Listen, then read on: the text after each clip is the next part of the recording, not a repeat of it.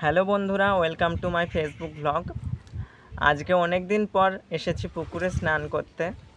আজকে কলে জল আসছে না, কলে জল পড়ছে না, তার কারণে পুকুরে স্নান করতে আসতে হয়েছে।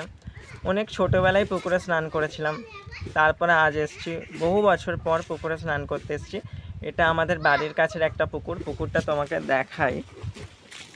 এই যে বহুত বড় পুকুরটা, অনেকটা বড়। ছোটোবেলায় সব সাঁতার কাটতাম। দেখো পুকুরটার ধারে কত মূর্তি রাখা আছে। এটা হচ্ছে বাবা ভোলানাথ।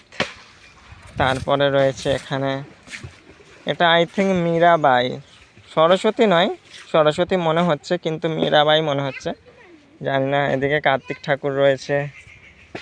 তারপরে এদিকেও দেখো গাছ লাগানো আছে, মনসা গাছ। ওই একটা শনি মহারাজ আছে। এই যে পুকুর, তো পুকুরে স্নান করব, দেখো তোমরা।